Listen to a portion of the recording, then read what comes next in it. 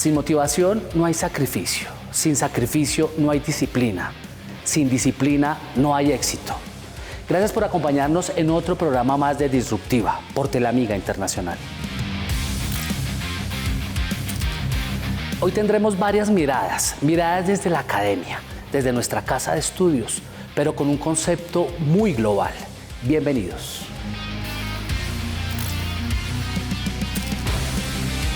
En un mundo tan interactivo y tan global, hablar otro idioma es una ventaja competitiva. Entender la oportunidad de hacer negocios no solo con la región, sino con todo el planeta es algo que genera valor en las organizaciones de hoy. Hablamos con Elizabeth Rojas, del CLIC de la Universidad La Gran Colombia.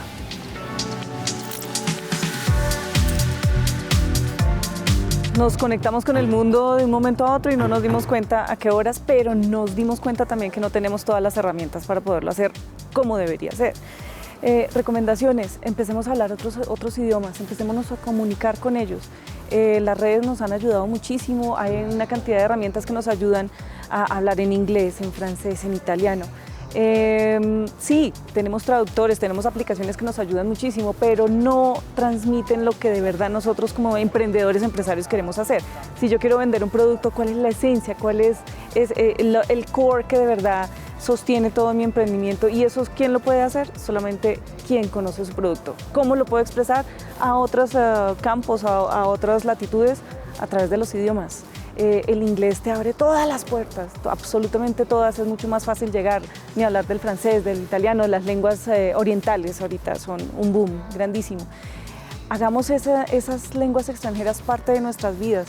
¿Cuántos de nosotros usamos las aplicaciones en español? Pongámoslas en inglés o en francés o en italiano. Empecemos a hacer cositas pequeñitas que empiecen a traer esos idiomas, esas lenguas extranjeras a nuestra vida como parte de la cotidianidad. Uno casi siempre ve algo de televisión al día, entonces si tienes la posibilidad de ver televisión por streaming, coloca los subtítulos en inglés o escúchalo en inglés y pon tus subtítulos en español. Esas películas que hemos visto 20 veces, colócalas en inglés con subtítulos en inglés, eso te va a dar un input grandísimo para empezar a trabajar.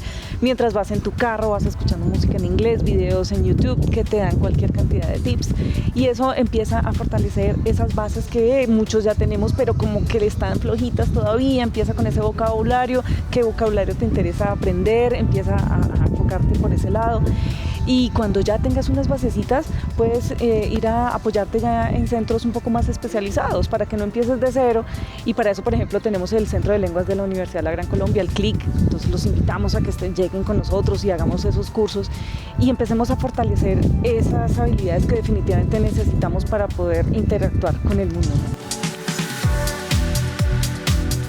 So for all of the people out there watching Disruptiva, so I'm inviting you to keep connected here and come to the CLIC in case you want to learn something about languages.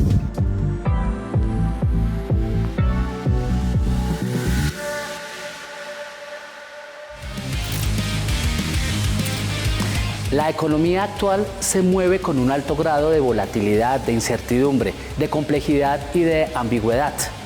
La inflación impacta principalmente a los hogares más pobres. Por eso hablamos con Héctor Rosso, director de Economía de la Universidad La Gran Colombia, para entender esta asociación que se hace entre la inflación y la pobreza.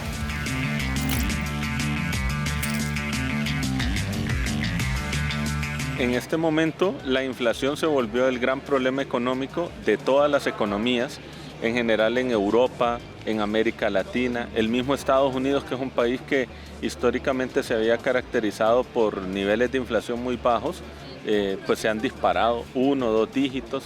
En el caso de Colombia, la inflación casi está llegando al 10%.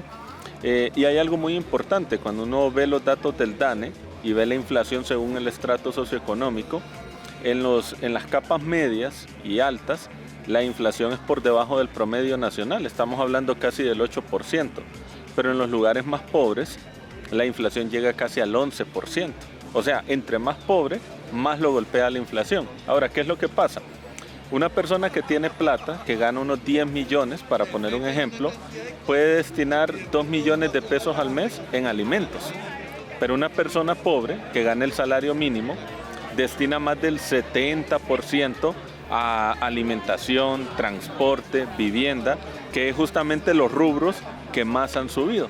Entonces, claramente, para una persona rica, que la comida se vuelva más cara, que los servicios públicos se vuelvan más caros, sí le afecta, pero no tanto como el pobre, que tiene que destinar buena parte de sus recursos a ese tipo de gastos donde la inflación más está golpeando. Entonces, la inflación sube y al mismo tiempo el coletazo en el impacto de la pobreza, porque todas estas personas siguen ganando lo mismo, pero ahora tienen que consumir menos porque pues la plata sigue siendo igual y eso está impactando en la pobreza. Aquí hay algo interesante y es que la inflación que estamos viendo hoy en Colombia es lo que uno llama inflación por oferta. Cuando es inflación por demanda, la política monetaria contractiva, o como dice uno, suba las tasas de interés para que haya menos dinero en la economía y la inflación se frene. Eso es una medida que trata de atajar la inflación por demanda. Pero cuando hablamos de inflación por oferta, estamos hablando de una inflación que se genera, por ejemplo, por la guerra en Ucrania. Estamos hablando de que el dólar se volvió muy caro, entonces los productos que compramos del extranjero son mucho más caros. Entonces, un desafío para las autoridades monetarias y para el próximo gobierno es repensarse cómo atacar la inflación más por el lado de la oferta que por el lado de la demanda. ¿Eso qué va a implicar también? Pues obviamente pensar otras medidas, por ejemplo, desgravaciones arancelarias, subsidios, abrir nuevos mercados, subsidiar alimentos, que son medidas que obviamente chocan con el tipo de modelo económico, porque en Colombia siempre hemos privilegiado la disciplina fiscal, la eficiencia monetaria, el equilibrio macroeconómico, más que un tema de igualdad o de equidad social. Como este gobierno que llega es un gobierno más de izquierda, creo que ahí vamos a tener un desafío interesante de cómo lidiar con un tema monetario, como tradicionalmente se hace, frente a un tema de pobreza que demanda otro tipo de políticas muy diferentes.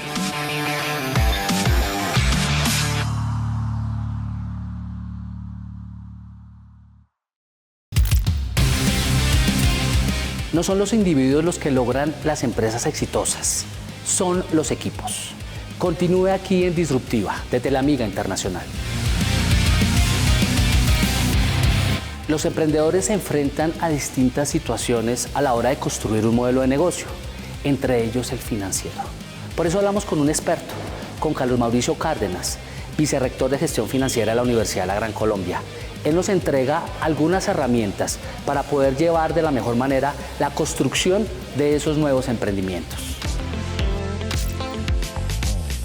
El emprendedor tiene una ventaja sobre otro diferente tipo de empresario, y es que este emprendedor tiene ideas claras y a partir de esas ideas claras genera un proyecto y ese proyecto lo empieza a echar a andar.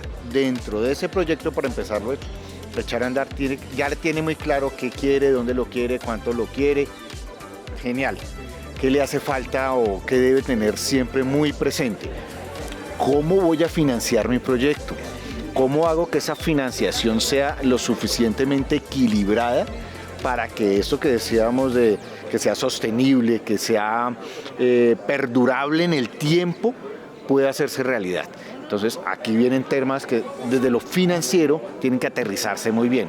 Entonces eso que me gusta soñar, que no tengo que dejar de soñar, ¿cómo lo hago realidad con los recursos que tengo? Si no tengo los recursos, ¿dónde me consigo esos recursos? ¿Y cuánto me cuesta conseguir los recursos que no tengo? ¿Hasta dónde soy capaz? No tengo nunca que dejar de perder eso de no tengo el dinero, cuánto me va a costar el dinero y al final perdí todo por no tener el dinero. Qué locura y enredo de palabras, pero es lo que al final se sufre. Los emprendimientos, para que eso perdure en el tiempo y deje de ser un emprendimiento y se vuelva una empresa con toda la solidez que requiere, es siempre tener, para el caso del emprendedor, un flujo de caja. Ese flujo de caja es donde lo consigo. Si mi capital fue el que puse ahí, arriesgué el capital de mi familia, conseguí prestado, el valor del producto que estoy sacando al mercado, que le estoy ofreciendo al mercado, es suficiente, aparte de que sea competitivo, es sostenible. Cuando yo estoy haciendo emprendimiento y no tengo en cuenta todos los elementos adicionales como impuestos, nóminas, seguridad social, seguros, etcétera, etcétera, etcétera, al final yo tengo un producto muy bueno, muy barato, pero eso no me da el margen suficiente para cumplir con todos esos requerimientos. Pongo en riesgo mi producto, pongo en riesgo mi emprendimiento. La planeación no es para los académicos o para los expertos solamente, no. Planeación, básica planeación, y planeación teniendo en cuenta todas esas variables. La planeación, que es anticiparnos a lo que puede ocurrir y además ser muy juiciosos en el cumplimiento de eso que yo me siento a detallar pensándome en el futuro. La planeación ayuda muchísimo, y sobre todo si tengo algo planeado dentro del ciclo del PHBA, importante, del planear, hacer, verificar y actuar o ajustar, que le permite a uno estarse siempre visualizando dentro del negocio. Entonces, con esa planeación nos permite una herramienta para estar valorando y evaluando siempre nuestro negocio. Haciendo eco de la academia, la universidad, por ejemplo, la Universidad de la Gran Colombia, fortalece mucho ese tema del emprendimiento porque se hace en la base y se apoya con consultorios. Puede que no tengamos las herramientas, pero siempre es importante valorar esa asesoría o ese acompañamiento que nos pueden brindar estos expertos, que no necesariamente son los costosos del mercado, y entender que esta información es valiosa para que mi proyecto salga adelante e incluirlos en el proyecto, hacer esa elaboración de involucrados en el proceso para ver cómo podemos sacar el proyecto adelante. Tener esa visión es la que nos permite llegar a ese futuro que estamos pensando.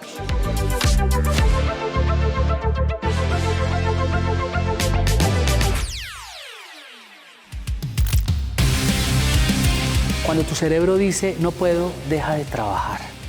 Cuando tu cerebro dice cómo se hace, comienza a funcionar. No te desconectes de Disruptiva por Telamiga Internacional. Antonio Gaudí aseveró que el arquitecto del futuro imitará la naturaleza, porque es la manera más práctica, más económica y más segura de garantizar la sostenibilidad. Colombia se vuelve eje de la arquitectura, por eso realizará uno de los eventos más importantes en el 2022. Serán más de 25 facultades de arquitectura que estarán en Bogotá, justamente hablando de la oportunidad de construir una arquitectura más sostenible y pensada desde las ciudades inteligentes.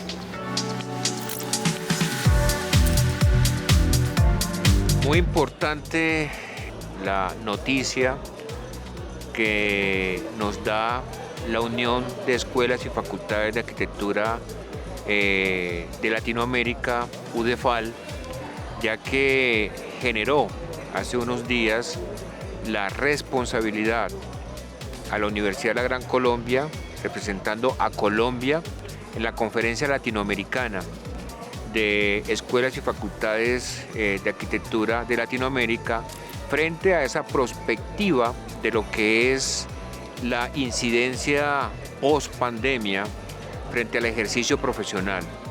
Hay una incidencia muy importante que cualifica a la Universidad de la Gran Colombia con este reto, luego de haber presentado nuestro proyecto y de haber sido elegido entre 21 países, que fuéramos la sede para la CLEFA intermedia, que es una reunión ejecutiva de estos 21 países, el 26, 27 y 28 de octubre.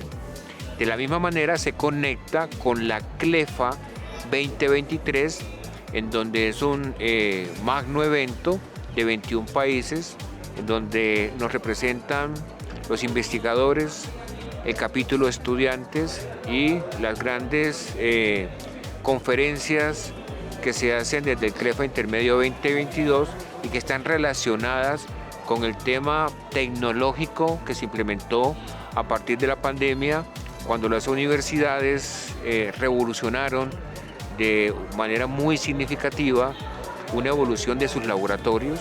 Para el caso de la Facultad de Arquitectura, del Laboratorio de Sistemas de Información Geográfica, que de manera virtual atendió toda la incidencia no solamente de las dinámicas al interior del aula, de nuestra maestría, de la maestría en Hábitat y Gestión Territorial y del pregrado en Arquitectura, sino también del soporte que se tuvo para entidades como Corpo Guavi y otras entidades que utilizaron esa red importante que tiene el Laboratorio de Sistemas de Información Geográfica. Sistemas como el ARGID, el ARBIO, el ARCINFO evolucionaron mucho para conocer las escalas de territorio.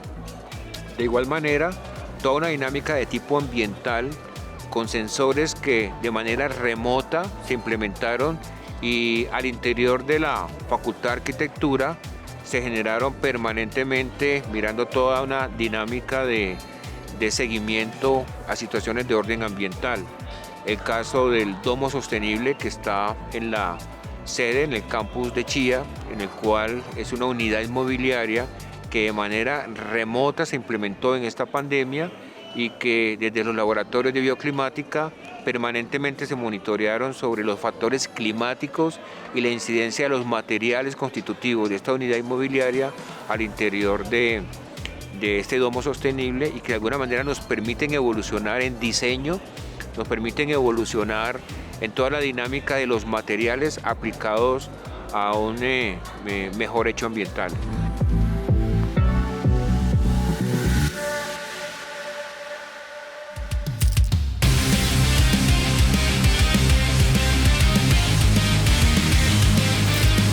La pandemia destruyó de golpe 31 millones de trabajos en América Latina. Hay una nueva dinámica, una nueva manera de conectar, una nueva manera de entender el trabajador y el empleador. Pero ¿cómo funciona? Hablamos con Marta Monsalve, presidente del Instituto Latinoamericano de Derecho del Trabajo.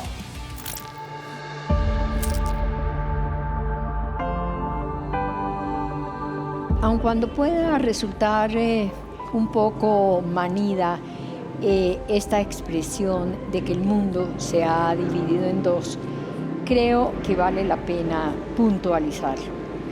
Veníamos desarrollando el proceso de salir de la crisis de 2008. Llega la revolución 4.0, era disruptiva, que nos impuso una serie de cambios, de transformaciones, en que era necesario acelerar para adaptarnos a la tecnología.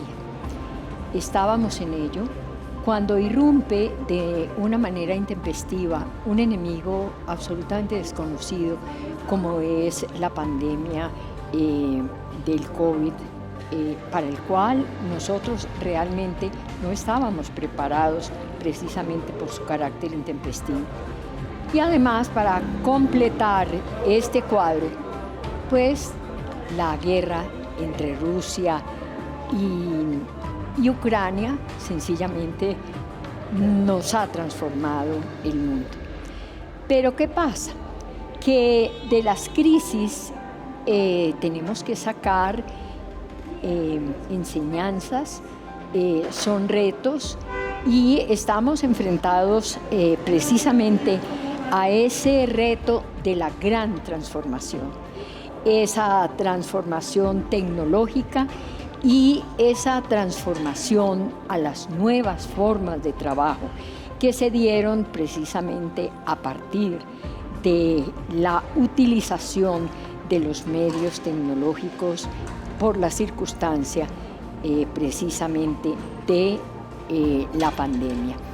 Esta orden de quédate en casa y utilizar todos estos medios tecnológicos, si bien es cierto, hemos retornado a la presencialidad, hemos visto que hay beneficios de permanecer utilizando esa tecnología y estamos trabajando lo que es híbrido, precisamente corrigiendo las partes negativas de esa utilización de la tecnología, pero potencializando precisamente lo positivo.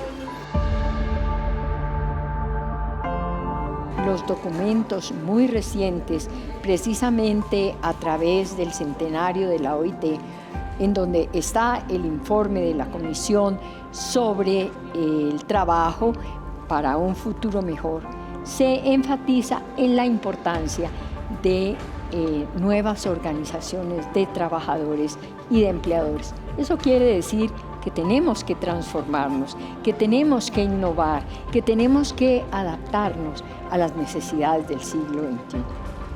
Ahora, es importante, y eso lo estamos viendo, cómo estamos estrechando esas relaciones entre trabajadores y empleadores. ¿Por qué? Porque precisamente tenemos que buscar salidas, porque estamos frente a situaciones muy difíciles. Tenemos desafíos muy grandes y grandes responsabilidades. Hoy más que nunca debemos acercarnos a la empresa. ¿Por qué? Porque la empresa, dentro de su planeación, generalmente establece a más largo plazo que nosotros en la academia qué va a necesitar de mano de obra o de elemento de factor humano para esa proyección que ellos tienen. Y la academia tiene que tener una gran respuesta para que en el momento en que se presente esa demanda nosotros tengamos el suficiente talento humano preparado. Y eso no lo vamos a obtener sino a través del acercamiento que tengamos con la empresa para conocer sus proyectos, porque sabemos perfectamente que la empresa es la generadora de empleo, la generadora de riqueza mediante el trabajo. Y nosotros debemos estar preparados para responder esa demanda y que no nos tome, como ha sucedido ya recientemente en el Reino Unido, donde se necesitaron 10.000 programadores y no estaban suficientemente preparados.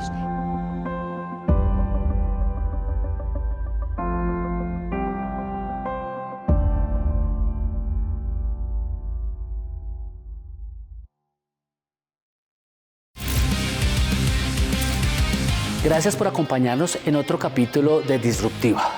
Volveremos a vernos dentro de 8 días con la transformación, la innovación y el liderazgo. Hasta entonces.